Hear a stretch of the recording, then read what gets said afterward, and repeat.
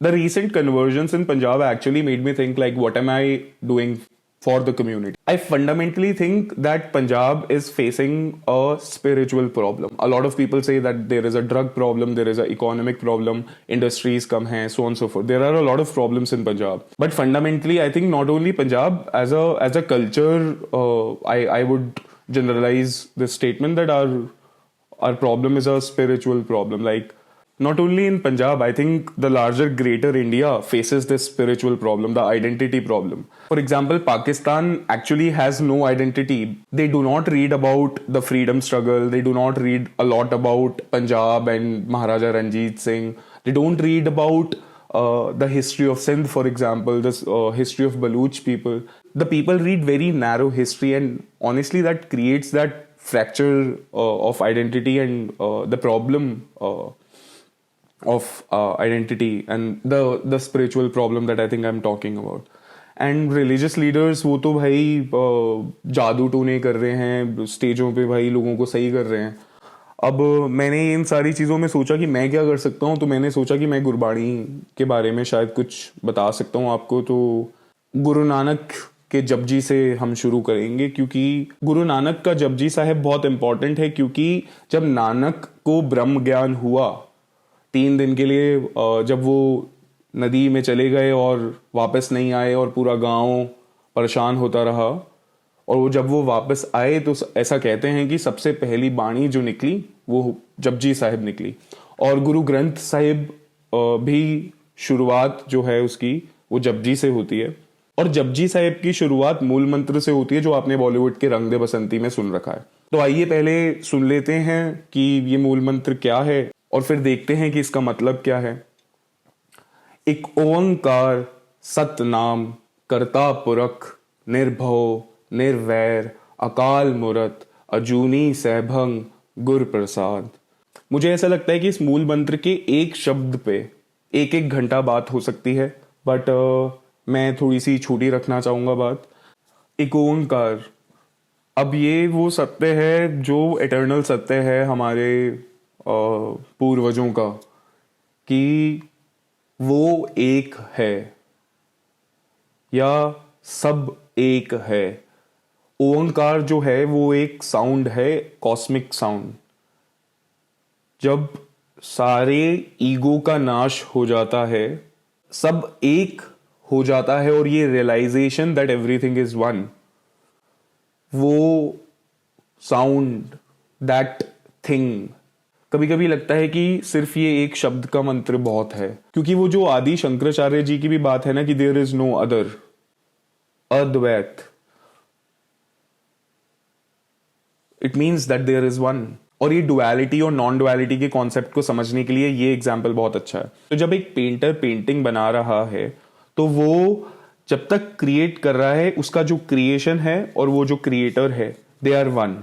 The duality doesn't exist. But the moment painter stops painting, duality arises.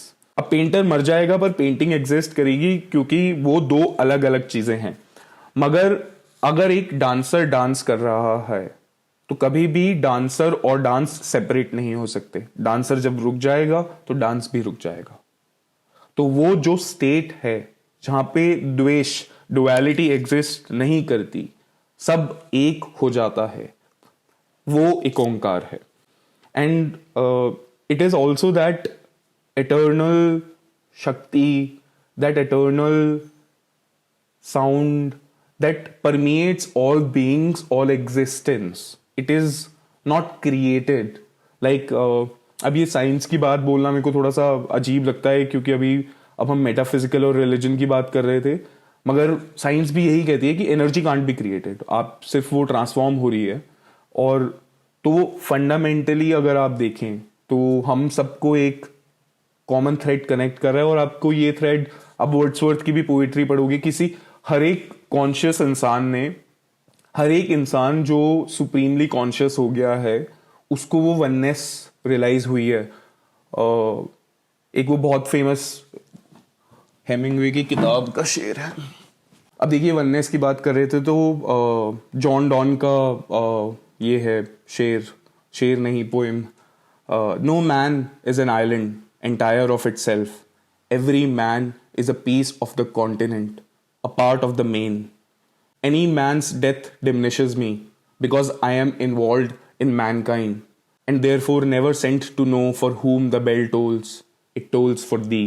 अब ये John Donne I think अंग्रेजी writer हैं, ये भी वहाँ पे वो सेम बात कह रहे हैं. आई थिंक 1400-1500 के ही सेम टाइम पे ही कह रहे हैं जब नानक एक ओंकार कह रहे हैं.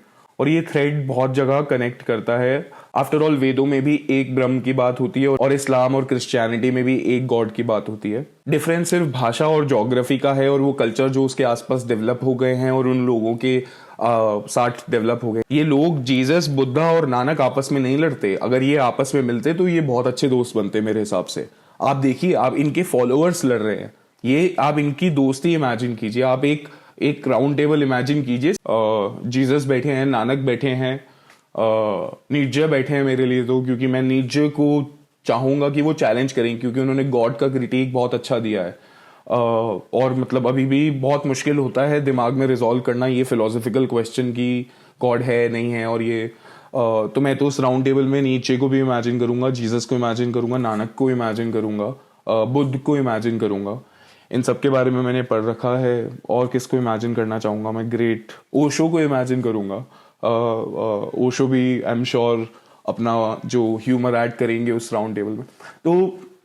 तो वो बहरहाल बात ये थी कि ये लोग लड़ते हैं. आगे बढ़ते हैं. खैर इकोमकार के बारे में खैर और भी बातें बता सकता हूँ. बहरहाल आगे बढ़ते हैं क्योंकि मूल मंत्र कंप्लीट करेंगे आज और फिर आगे हर एक दिन हम एक एक पौड़ी जपजी साहिब की कोशिश करेंगे कि सीखें, समझें, जानें. तो एक ओंकार के बाद आता है सत नाम. सत्य के दो मतलब होते हैं. एक होता है बीइंग, एग्जिस्टेंस, और दूसरा होता है सत्य, ट्रूथ. तो जो फिलोसोफर का क्वेस्ट है वो ट्रूथ का क्वेस्ट है और जो बीइंग है वो एक अलग सत्य है या सत्य है. और ये दोनों इसलिए अलग अलग हैं क्योंकि कुछ चीजें जो होती हैं या एग्जिस्ट करती हैं, जिनका एग्जिस्टेंस और बीइंग होता है, उनका ट्रूथ नहीं होता. For example dreams.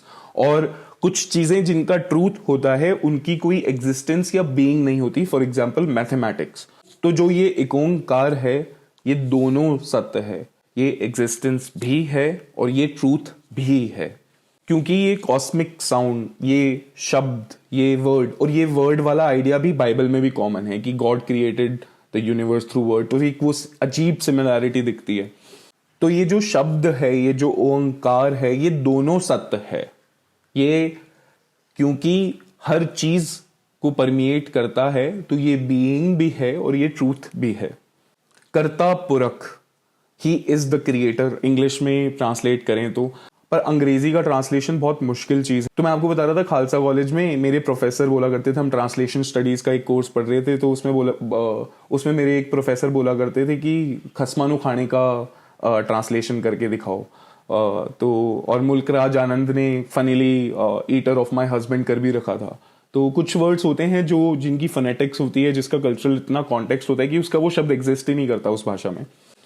बहरहाल जब हम कर्ता पुरख बोलते हैं तो जो हमारा कंसेप्शन ऑफ क्रिएटर है वो बिब्लिकल या एब्राहमिक से ऐसे अलग है कि क्रिएटर और क्रिएशन अलग नहीं है. वो क्रिएटर है पर क्रिएटर और क्रिएशन हमारे यहाँ पे डुअलिटी एग्जिस्ट नहीं करती. वो जो नटराज और वो जो डांस वाली बात है कि डांस और डांसर एक है, क्रिएटर और क्रिएशन ये एक है. वो एक ओंकार हमने पहले ही कह दिया है. तो यहाँ पे आके वो सवाल खड़ा हो सकता है, he is the creator, then are we the creation? No, we are not the creation. We and the creator are one. वो एक ओंकार जो पहला शब्द है वहीं से सूत्र शुरू हुआ है. और कहते हैं कि मूल मंत्र अपने आप में कंप्लीट है, इससे आगे पढ़ने की जरूरत नहीं है. पर वही है बात है कि गुरुओं को आगे डिस्कस करना पड़ेगा, आगे बात करनी पड़ेगी. उसके बाद भी कितने लोगों ने इस पे विचार किया, आज मैं भी बात ही कर रहा हूं इस पे. तो सतनाम और कर्ता पुरख, निर्भव, निर्वैर. निर्भव और निर्वैर बहुत ही एम्पावरिंग स्टेटमेंट्स है मेरे हिसाब से, क्योंकि जो पहले बात कह दी कि एक ओंकार, जब सब एक है, जब कोई दूसरा नहीं, तो फिर डर कैसा? आप देखिए सारी पॉलिटिक्स, सारा नेशन स्टेट दूसरे पे बना है, अदरिंग पे बना है. हिटलर कहता था कि ये लोग अलग हैं. आज कि कोई भी आप कम्यूनल इंसान उठा लो, हिंदू कम्यूनल उठा लो, सिख कम्यूनल उठा लो, मुस्लिम कम्यूनल उठा लो, क्रिश्चियन कम्यूनल उठा लो, सब कहेंगे कि ये अलग है, अदर से ही सारी पॉलिटिक्स चलती है। और गुरु नानक देखो कितनी विपरीत बात कह रहे हैं। तो जब कोई अदर है ही नहीं तो मुझे डर कैसा? आज डर ही तो फैलाया जा रहा है ना समाज में। अकाल मूरत अजूनी सहभंग, मतलब he is timeless and he is never born. तो अब जो टाइम है वो देखो ह्यूमन कॉन्सेप्ट है और एक रिलेटिव कॉन्सेप्ट है। ये जो हमने टाइम घड़ी वाला बना रखा है ये तो ह्यूमन कॉन्सेप्ट है कि सूरज से पकड़ के हमने मैथमेटिकली टाइम बना दिया। ये कोई एग्जिस्टेंस, मतलब इसकी कोई नेचुरल एग्जिस्टेंस नहीं है सो टू से। बट टाइम को हम रिलेटिवली ऐसे समझ सकते हैं कि time is a distance between two change. But ये जो ओंकार है ये ससेप्टेबल टू चेंज नहीं है, since it is permeating everything forever, since it is timeless, not born, and the concept of time doesn't apply because there is no change. And I think if you zoom out enough, there is no change. And अभी देखिए किसी English poet की line है कि to see a world in a grain of sand and a heaven in a wild flower, hold infinity in the palm of your hand and eternity in an hour. अभी कितनी मेरे हिसाब से तो same बात ही हो रही है बार बार सारे लिटरेचर में, और सारे कॉन्शियस बीइंग सिमिलर बातें कर रहे हैं। पंजाबियत मेरी भी इसी मुहिम का नाम है जहां मैं यूनाइट करना चाहता हूं कल्चर्स को, क्योंकि बहुत सारी कॉमनैलिटीज दिखती हैं। मैं आपको इनफैक्ट एक कॉमनैलिटी और बताता हूं। गुरु नानक की एक लाइन पढ़ रहा था और मुझे वहां से कहाँ वर्जीनिया वुल्फ की याद आ गई। उन्होंने एक सेमिनल टेक्स्ट लिखा था, अ रूम ऑफ वंस ओन। तो जब मैंने ये गुरु नानक की बाणी सुनी मेरे को अर्धनरेश्वर रूप के बारे में भी याद आया। पहले हम वो अजूनी सहभंग वाली बात कंप्लीट कर लेते हैं। तो मैंने आपको बताया एक ओंकार सतनाम कर्ता पुरख निर्भव निर्वैर अकाल मूरत अजूनी सहभंग गुर प्रसाद। अभी गुर प्रसाद का क्या मतलब है कि वो आपको गुरु की ग्रेस से मिलेगा। क्यों ये इंपॉर्टेंट इसलिए भी है क्योंकि हमने अब देखो कितने नानक दे दिए, कितने बुद्ध दे दिए। अगर हम अपने आप ही दे पा रहे होते तो किसी गुरु की जरूरत ही नहीं थी। तो हमें गुरु ग्रंथ को या गुरु नानक को पढ़ें, वो उनको गुरु बनाएं, समझें उनकी बात वो क्या कह रहे हैं, क्योंकि गुरु की ग्रेस से वो मिलेगा। गुरु ने वो सूत्र बांध रखा है, गुरु ने वो सूत्र बांध रखा है, आप उसके बारे में पढ़ लीजिए। और अब एक बाणी जो आपको मैं अर्धनरेश्वर और वर्जीनिया वुल्फ का कॉन्टेक्स्ट बता रहा था, ओंकार के साथ एक और बहुत अच्छी चीज है कि ओंकार नाम से एक टाउन है जहाँ पे ओंकार नाम से एक मंदिर है और ओंकार नाम से एक गुरुद्वारा है जहाँ पे गुरु नानक भी गए थे। वो जगह काफी 1000 साल पुरानी है और वहां पे गुरु नानक ने कर्नाटक राग रामकली में ओंकार की एक बाणी लिखी जो गुरु ग्रंथ साहिब में दर्ज है। थोड़ा सा आपको पढ़ के भी सुना देते हैं। ओंकार ब्रह्म उत्पत्त, ओंकार किया जिंचित, ओंकार सैल जुग पये, ओंकार वेद निर्मय, ओंकार शब्द उदरे, ओंकार गुरमुख तरे, ओम अक्षर सुनो विचार, ओम अक्षर त्रिभुवन पार। तो गुरु ग्रंथ का सार तो एक ओंकार में है, पर एक ओंकार की व्याख्या करनी और एक ओंकार को समझना बहुत जरूरी है। और गुरु नानक की एक बाणी है कि पुरख में नार, नार में पुरख, बूझो ब्रह्म ज्ञानी, समझो ब्रह्म ज्ञानी, कि मेल और फीमेल हमारे अंदर ही है। ये वो जो अर्धनरेश्वर वाली बात है वो सेम ही बात है कि मैस्कुलिनिटी और फेमिनिनिटी के बैलेंस, यिन और यांग जब मिक्स हो जाता है तो एनलाइटनमेंट हो जाता है, ओंकार का साउंड सुनाई दे जाता है। तो ये है मेरी समझ एक ओंकार के बारे में। और ये जो अर्धनरेश्वर लास्ट में वर्जीनिया वुल्फ की भी एक बात बता देता हूँ। कभी कभी मैं इन अंग्रेज पोएट्स और इनको देखता था तो मेरे को लगता था कि ये अगर इंडियन लिटरेचर पढ़ लेते तो ये इतना आगे होते। ये कितने कौन सी सदी में बात कर रही है वर्जीनिया वुल्फ? ये